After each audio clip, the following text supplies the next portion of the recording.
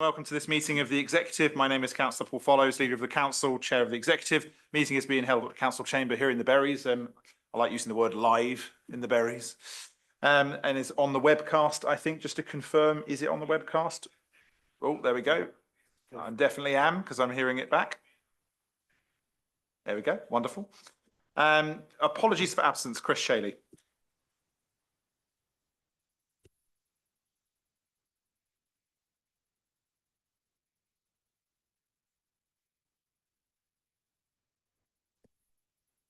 Thank you, Leader. We've had apologies today from Councillor Steve Williams. Thank you very much. And I'd like to also just take this opportunity to welcome our newest member of the Executive, Councillor Gemma Long, as this is actually your first proper public meeting of the Executive. It is our usual process when we get round to it to go round all exec members for updates. Just to be clear, there's not an absolute requirement to give an update, merely if you've got one. Mark. Sorry, Leader. At executive briefing earlier on, I believe Councillor Mirrlees also sent her apologies. She did, and thank you, Mark. They may not have arrived. Councillor Mirrlees has also given apologies, that's true. Right, item 2, minutes of the meeting on the 15th of October, published on the website. Can I have all those in favour of approving the minutes? Great, thank you. Declarations of interest, anybody record any declarations? No, good. Item 4, questions from members of the public. So there have been no formal questions received. Questions from members. Internal recording, good. There have also been no questions from members, in which case, Leader and portfolio holders updates. I'm going to start actually with Tony, if you've got any updates. Thank you, Paul. First of all, I'd just like to pay tribute to officers in the enforcement team who are dealing with, as they always are, to be fair, a number of very challenging, very time-consuming projects, issues which are, well, they continue to they're very important to the people concerned, and our officers take them incredibly seriously and are putting a lot of time and a lot of commitment into solving them, and they are, as I said earlier, far from straightforward. So thank you to those. Wearing my other hat as Brightwell's portfolio holder, it continues to be, it continues to progress with, I believe, next week we have another two new restaurants opening in Farnham. Oh, where do we find the staff and what will happen to our waistlines, Mark? I have no idea. But yes, another 2 restaurants open in Farnham. Sorry, I wasn't paying tribute to your waistline, which I'm sure will stay precisely as it is. But yes, and that's where we are anyway. Thank you. Yes, let's minute most of that. Okay, Councillor Paul Rivers, as I know you're on a clock as well. Thank you, Leader. Forgive my early departure for a town mayor's event with the local scouts. We are in the middle, as you know, of the Regulator of Social Housing review. We don't know where we are, but I just wanted to point out how busy our housing teams are, and I have to give them applause for their hard work and diligence in dealing with an awful lot of requests. Which of course they are doing at the same time as their normal job, supporting our housing function and our social housing. Councillor Crowe. Yes, I just wanted to say the same thing. So yeah, absolutely. Thank you. Thanks, Janet. Councillor Merriweather. Thank you, Leader. I just want to say a brief word about our 2022-23 accounts. Generally speaking, there have been significant delays in the completion of audit work and the issuing of audit opinions across the local government sector nationally. It's generally accepted that these delays are due to failings in the supply side of the audit market, and the audit firms are working with the government, the Financial Reporting Council, and other stakeholders to identify ways of rectifying the challenges which have been faced by the sector. These backlogs have caused difficulties for local authorities across the country. And for example, only 12% of local government bodies have received audit opinions in time to publish even their 2021-22 accounts by the extended deadline of 30th of November. There's not been a significant improvement on that situation, even over this last year, and the situation remains challenging. So I'm delighted to report that Grant Thornton have substantially completed their audit of our 2022-23 accounts, and furthermore reported that their anticipated financial statement audit report on them will be unmodified. At their meeting last night, our Audit and Risk Committee approved those accounts and the process for their signature and publication before the so-called backstop date, the 13th of December. So can I thank the Audit Committee for their constructive oversight of this process, but equally can I thank our tireless finance team for their outstanding professional work in getting the 2022-23 accounts not only over the line, but with a clean audit, no less. There is, of course, no time to rest though, and our work on the 2023-24 accounts has already started. Thank you. So I'll just reiterate that thanks to our officers for that fantastic work, again, at the same time as all of the other work that you're having to do. But of course, as with all of these things, it does seem to be eternal, and the next one starts almost as the last one finishes. So apologies. Councillor Townsend. Thank you, Leader. And can I add my thanks as well to the finance team and to Mark for all their hard work on those accounts. And as you know, we all face challenging times.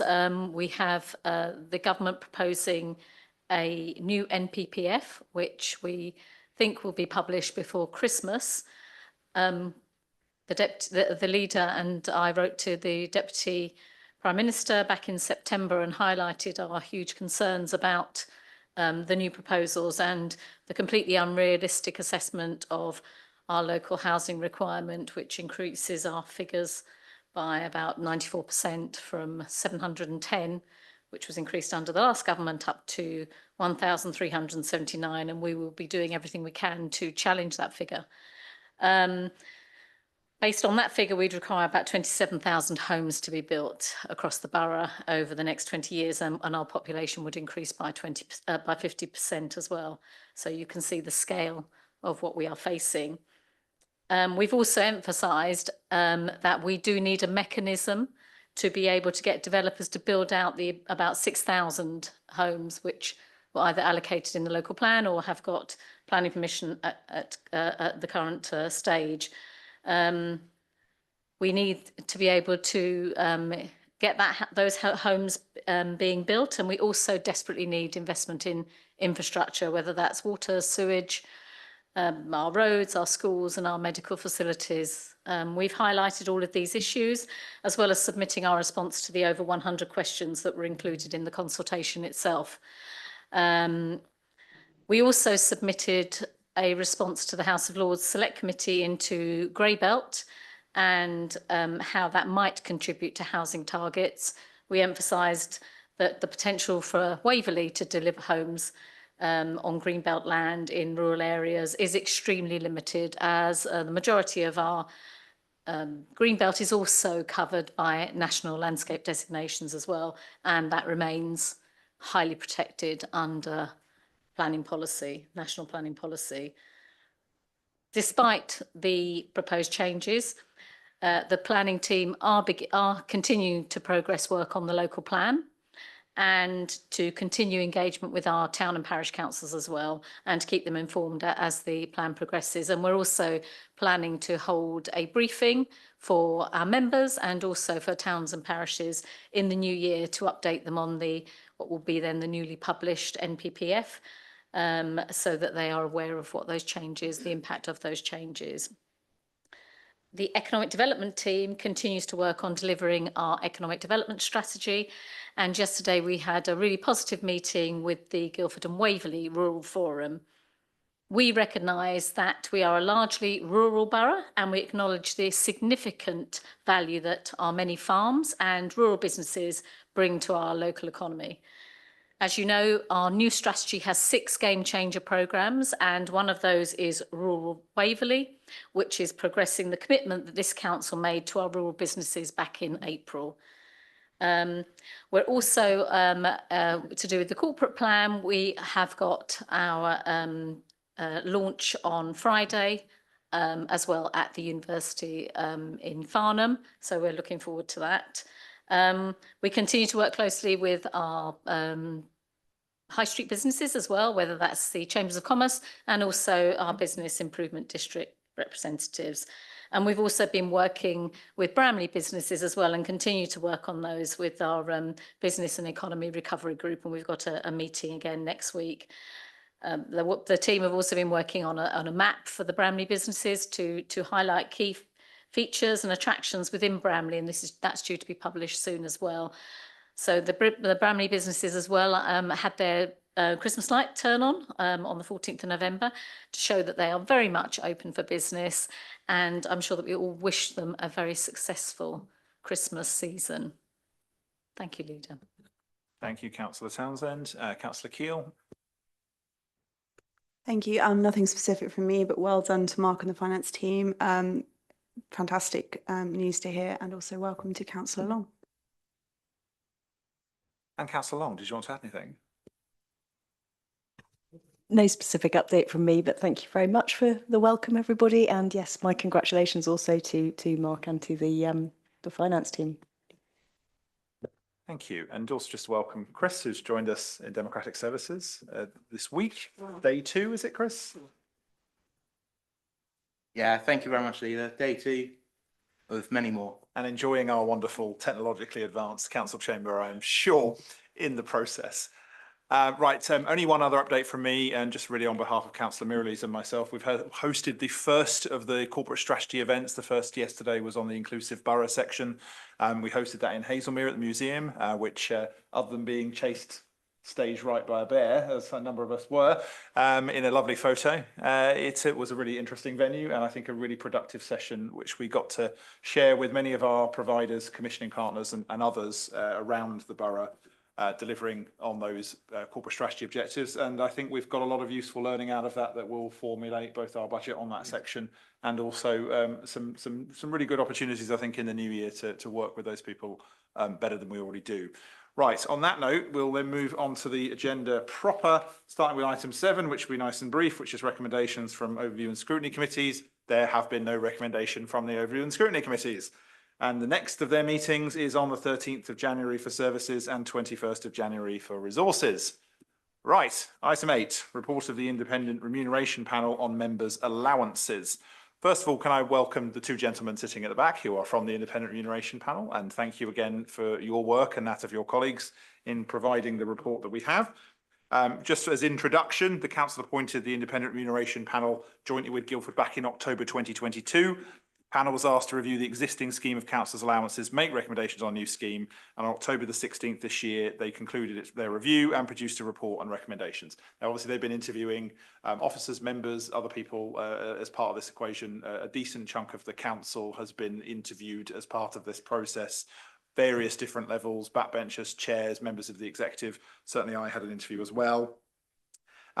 Just to advise on what we're doing in this particular part of the process, the legislation before the council makes or amends scheme of councillors' allowances, it must have regard to the recommendations from the IRP.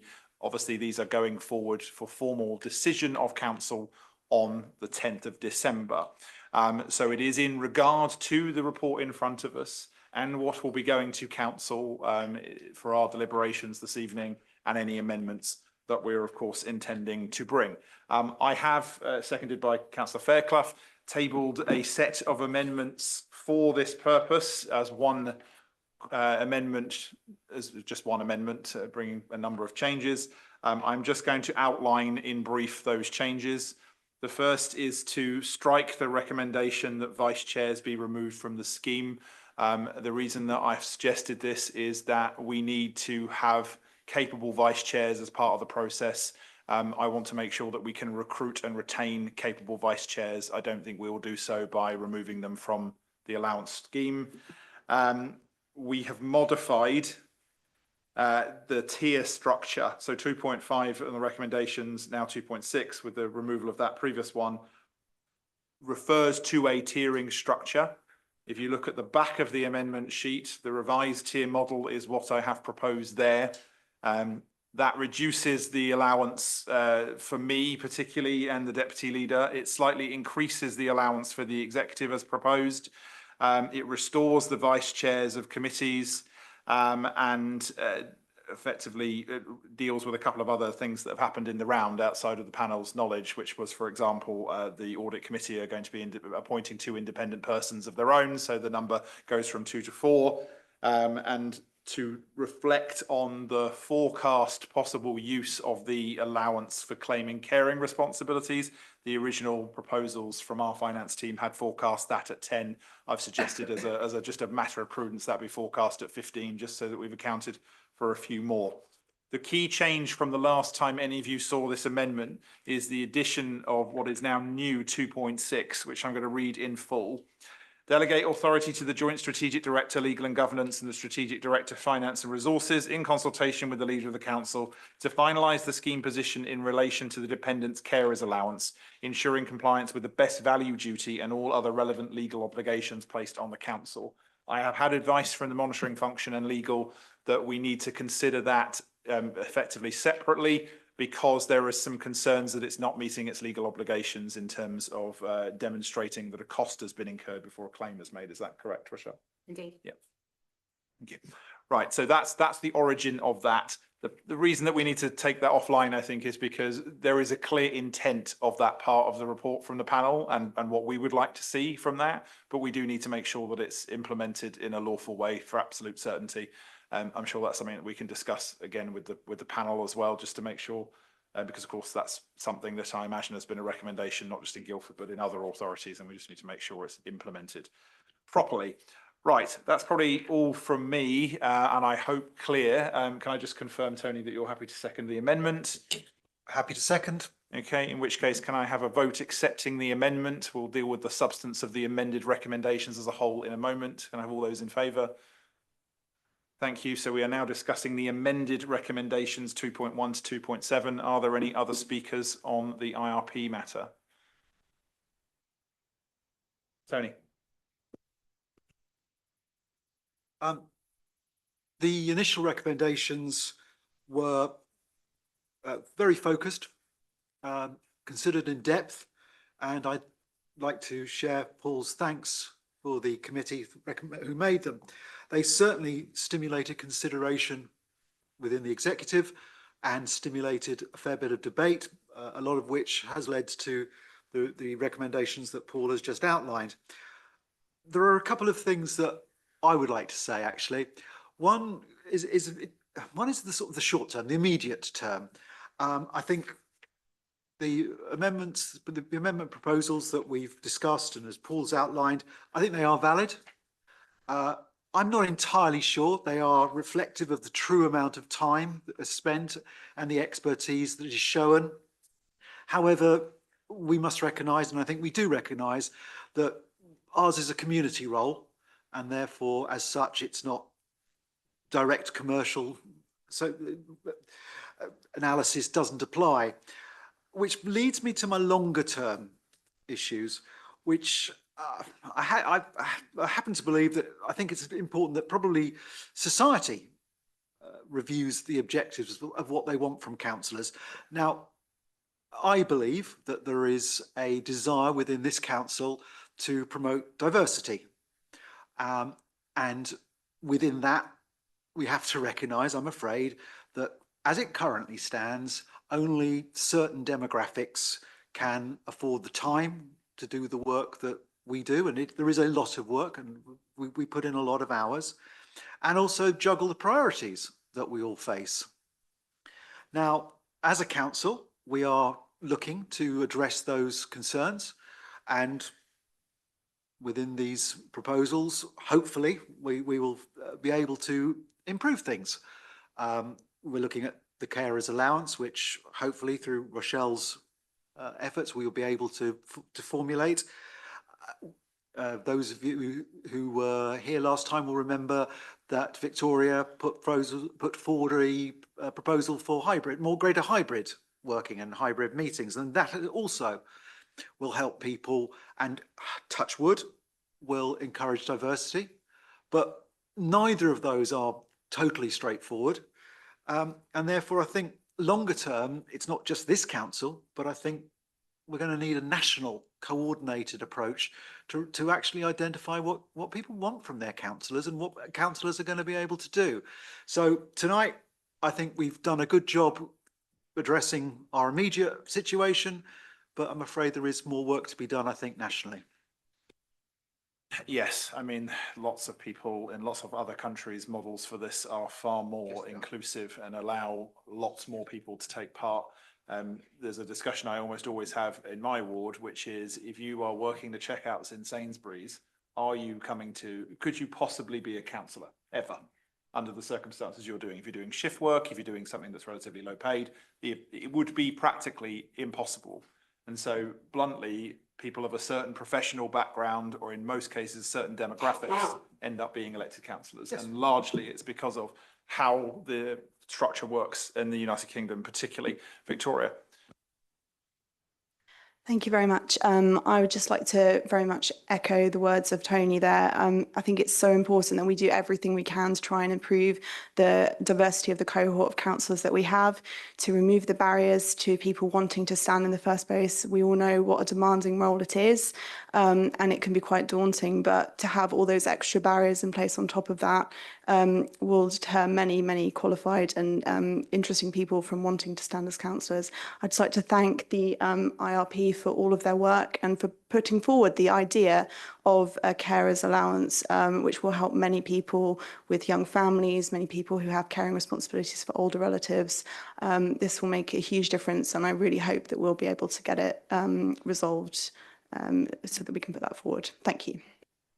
I reflect on some of the numbers, and I sat there thinking this morning that there are probably at least, well, probably almost all of you, in fact, when you were working in the private sector, don't know whether we'd be able to hire one of you for the total cost of the entire executive, which is an interesting comparator for me, in that if we were trying to employ one of you in the private sector, we wouldn't be able to afford one of you, and we're paying that for 8. Liz. Yeah, I'd just like to echo the words of my fellow exec members. You know, it is a huge role, and I think it's got bigger, to be honest, as time has gone on. And I think that's something that perhaps hasn't, that doesn't get recognised really, the amount of responsibility and also the amount that we have to do with the money available to us, and the challenges of that funding adds additional pressure as well. So I think it is really important that we attract more people to want to do this role. But equally, I would say that it is a very difficult role to do if you have got a full-time job as well. I know certainly, I think my husband worked out that I get paid about 12p an hour for this role. So not wanting to put people off, but it is a big responsibility and it's a big role. And I think that, you know, with government looking as well to perhaps change the way local government setup is, then with far fewer people doing much, much bigger roles, I'm not really sure how that's going to pan out and what that's going to do for local democracy as well. Thank you. I mean, the only, of course, other thing we have to factor in here is, and I particularly reflect on this in adjusting what was proposed for me specifically as tier 1, I also have to sit across the table from the staff unions, and I don't know how well I can do that if I were to accept the proposal as it is.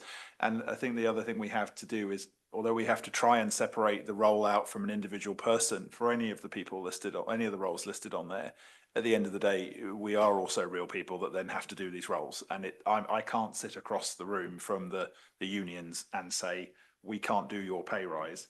And that's what's been proposed for me. I just can't do it. So fortunately, I'm in the position, I'm not going to say through any kind of easy way, through hard work, I think I'm going to say for me, I've got to the point where I can do less days in my day job and do this. That won't be the case for everybody, but there will be things that weigh on this for individuals. Yes. Otherwise, people burn themselves to frazzles. And I'm looking at, again, at the people in front of me who do very much way more work than I think any reasonable member of the public would assume that they do. Right. On that note, any other comments on this at all from anybody? Otherwise, I'm going to ask for your approval for the recommendations to council as amended. All those in favour, please show. Thank you very much, everyone. I'm sure that will result in an interesting council debate. It usually does. Right, item 9, quarter 2024-25, quarter 1 and 2 financial monitoring, which is with Mark.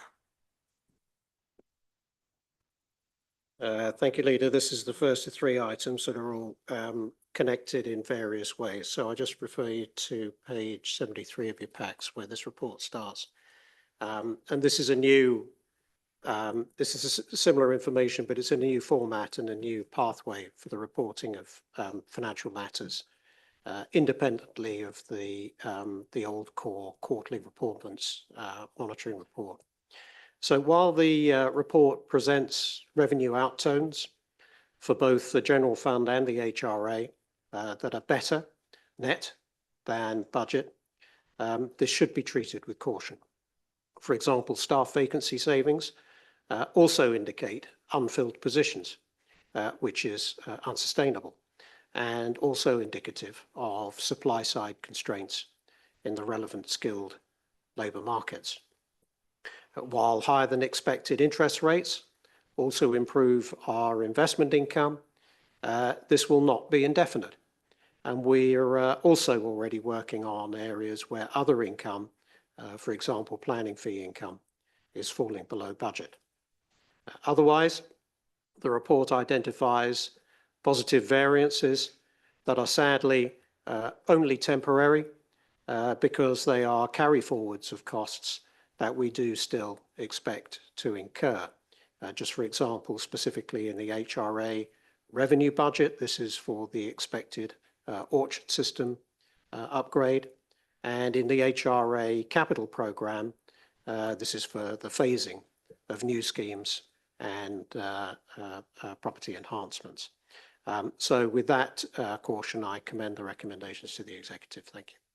Thank you, Councillor Merriweather. And just to say from my perspective as well, I'm not sure whether it's just because I've now been doing this for about 8 years that this is starting to make sense, or it might be that the reporting is a damn sight clearer than it used to be. So I'll take the latter, and thank you for making it so clear. Any comments from anybody else? Okay, in which case we move to the recommendations in agenda item 9. So notes the Q1 and Q2 financial monitoring reports, and 2.2 approves supplementary estimate for £35,000 for the Parkhurst Fields new development scheme to be funded from the HRA new development impact reserve. Can I have all those in favour of the two recommendations? Thank you very much, everyone. Moving then on to item 10, the medium term financial plan update, which is also with Mark. Thank you again, Leader. So picking up the timeline, refer now to please page 101 of the pack. And this report updates on the medium-term financial plan process as set out in August 2024 in that update report. Now, as we are better informed, we're further along in the year and we enter the seriously sharp end of the 2025-26 budget cycle. As part of this work, we've been holding challenge boards for our dozen services, during which not only have the pressures they face been scrutinised, but also the measures that can be taken to address these pressures identified and tested. In purely rate terms, inflation had already had a huge impact on our cost base, which will continue to inflate from that higher level, even as inflation lowers in rate terms, in percentage rate terms. But we're also facing activity pressures where we have to spend on resources, human resources, IT, and so on, not only to keep up with existing levels of demand, but to cope with increasing demands, for example, from our residents, and also from new regulations, including planning and procurement. For the purposes of this report, we've made a distinction between so-called unavoidable pressures and so-called growth bids. But that distinction is not as binary as it sounds. In many cases, the bids are to invest to save or to invest now to avoid even higher costs later, for which we do have available limited but finite funds that were earmarked specifically for that purpose over prior years. This is also a moving target. And for example, the table that you have at Annex 1 doesn't specifically include the impact of the recent increase in employers' national insurance, whatever that may be. As of now, we haven't been told specifically what that is, and it could exceed £400,000 gross just on our general fund. And in fact, together with other emerging burdens, there is a risk that the gross pressures on our 25-26 budget could be up to £1 million higher than the £4 million presented in this report. For the avoidance of any doubt, I will therefore state the obvious.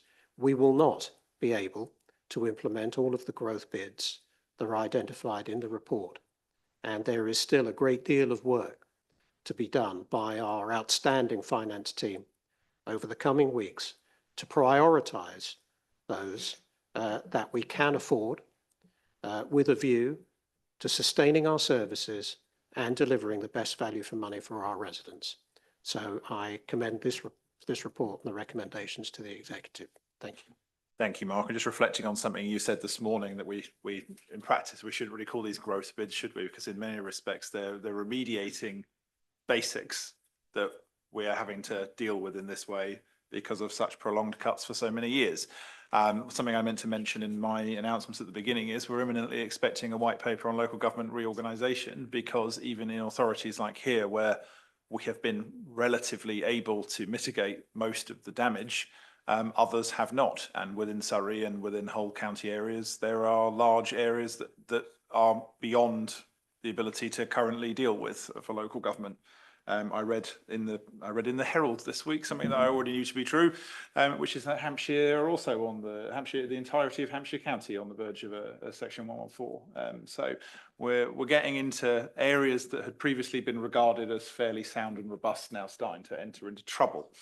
So, and that's just relatively speaking down the road. We are asked under the second recommendation to provide comment or feedback on the report and highlight any areas of the budget for further consideration. I think it's fair to say that that would be a fairly comprehensive list in terms of the number of things that we're all worried about. But I would like to say, and I think we're all very clear on the issues that are impacting our medium-term financial plan. We understand that some further work will need to be done on the growth bids and what is affordable and what is not, and how far down that priority list we have to cut our cloth, etc. I don't think there's anything that everybody here would be 100% happy about and not worried about. So are there any specific comments that anybody would like logged, Liz? I just want to highlight the extra stress that the new NPPF and the new housing figures put on our budgets as well, and the extra work and resources that are required within our planning team in order to be able to produce that robust local plan, and how much this council is committed to plan making and, you know, wants to avoid it in any way speculative development across the borough, which is no good to anyone and also doesn't attract the infrastructure that we so desperately need. But it is very clear that the changes to the NPPF and the delay that will bring to our local plan will be quantifiable in financial terms for us. And although I don't normally bring officers into exec, I'm going to ask Richard Bates, 151 officer, one short question. What date do you expect to hear from the government as to our settlement this year? Well, we're expecting it probably around lunchtime on the 19th of December, which is probably about 5 minutes before Parliament is prorogued for Christmas. So some things don't really ever change, do they? Even with a change of government.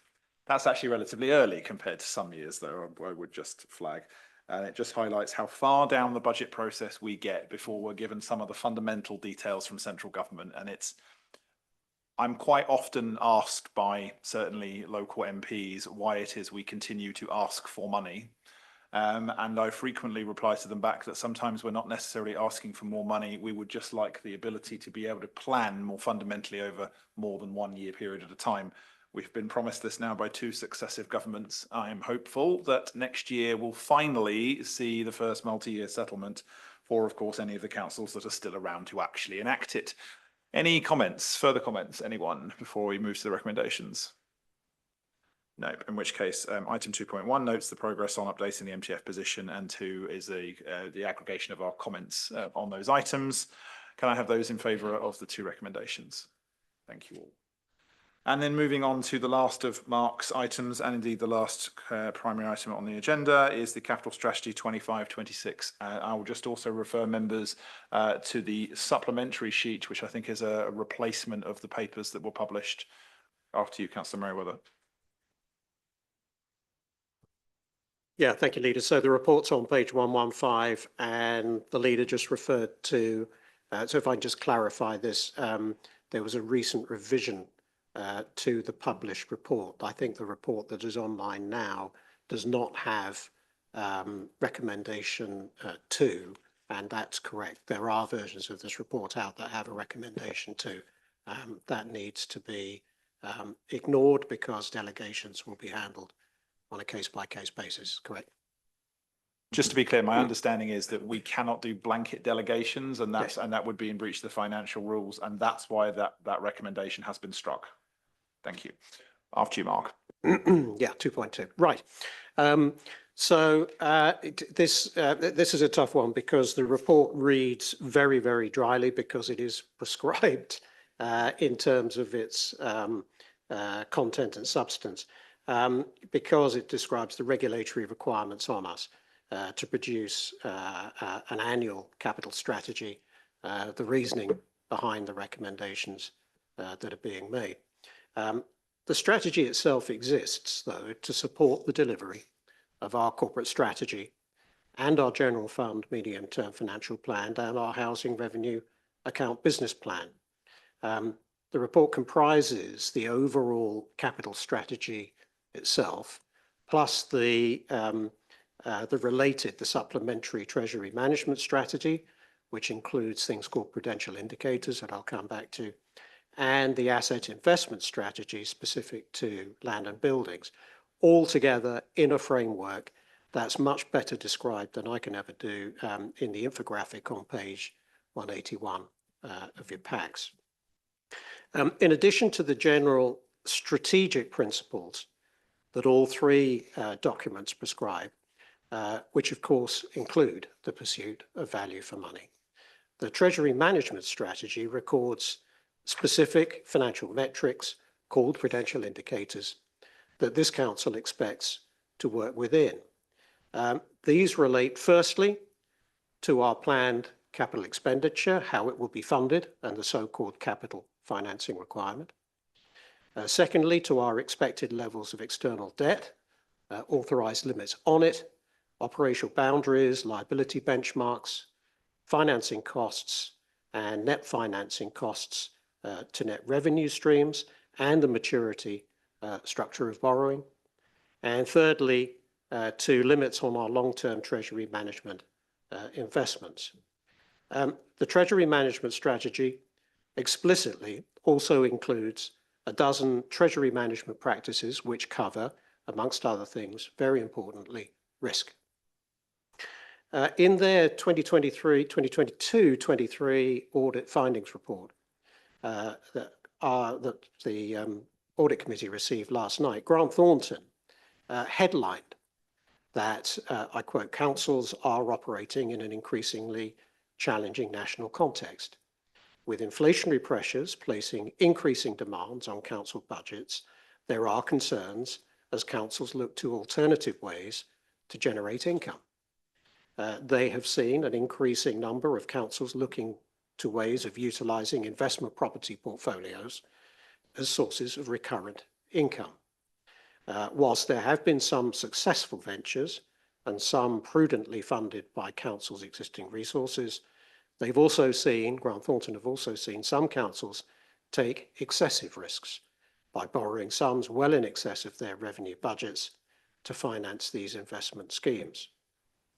Grant Thornton go on to note that they've performed a national benchmarking analysis on long-term borrowing as a proportion of long-term assets, finding an average percentage of borrowing over assets of 31%. I'm pleased that they reported that Waverley is way below that average at 22%, and Waverley is in the middle of the scale compared to other district councils. And I'd like to note that not only that, but in Waverley's case, our external debt is wholly attributable to the mortgage that we had to take out to recover our own council housing stock and not to fund any commercial property investments. With that said, I commend this report to the council and the recommendations. Thank you. Thank you, Mark. Thank you, Candace. I think it would be possibly a little too much to ask to turn this into a bestseller, considering the nature of the business. For anybody who does want an informative look at where it can go wrong, the recent paper that Woking Borough Council discussed on their own financial issues is incredibly informative. Well, it's to a point. Obviously, I think there's some questions still to answer on that one for Woking. In terms of our capital strategy, obviously, it does everything we need to do. And sitting at the audit committee last night, there were clearly areas that we are continuing to be a prudent, responsible authority. And of course, it's absolutely valid that most of this is the HRA, unsurprisingly. Any comments, questions, anyone, before I move to the recommendations? No, in which case the recommendation, singular, my apologies, 2.1, that the council approves and adopts the 5-year capital strategy for 2025 to 30, incorporating the treasury management strategy, prudential indicators and asset investment strategy. Can I have all those in favour, please show? Thank you very much. There is no need under item 12 to exclude press or public.